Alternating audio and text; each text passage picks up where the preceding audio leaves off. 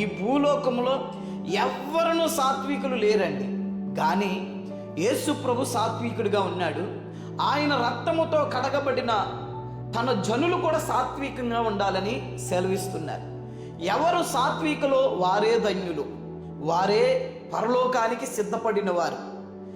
అందరూ పరలోకానికి వెళ్ళలేరు. అతి ప్రాముఖ్యంగా మనము సాత్వికము కలిగిన వారిగా ఉండాలి. దీనిని బట్టి భూలోకాన్ని స్వతంత్రించుకుంటాం, పరలోకాన్ని కూడా స్వతంత్రించుకునే యోగ్యత మనకు దొరుకుతుంది.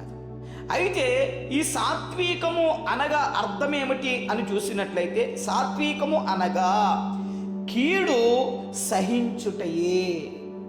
అంటే ఎవరైనా మనకి కీడు తలపెట్టినప్పుడు సాత్వికంగా ఉండాలి, భరించేవారుగా ఉండాలి, మౌనంగా ఉండాలి. యేసు ప్రభు ఆయన కొడుతుంటే మౌనంగా ఉన్నాడట అండి.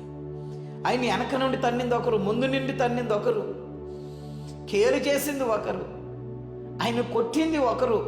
వివిధమైన రీతిలో ఆయన ఎంత హింసిస్తున్నా సరే ఆయన సాత్వికుడై ఉన్నాడు. అందుకని ఈ రోజుని ప్రపంచవ్యాప్తంగా ఆయనను ఆరాధించే ప్రజలు కనపడుతూ ఉన్నారు.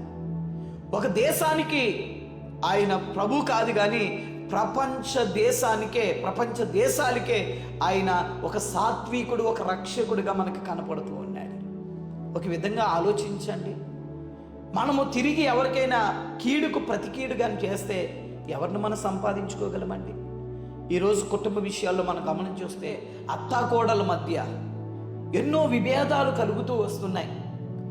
ఎవరినో కుటుంబము శాంతి సమాధానంతో ఉండలేదు. కారణం సాత్వికం కొరువైపోయి. ఎప్పుడైతే నువ్వు మౌనంగా ఉండి ఎన్ని మాటలు అంటున్నా సరే నువ్వు సాత్వికంతో సమాధానం కలిగిన వాడిగా నువ్వు ఉంటే వారిని, ఆ కుటుంబాన్ని నువ్వు సంపాదించుకోగలవు.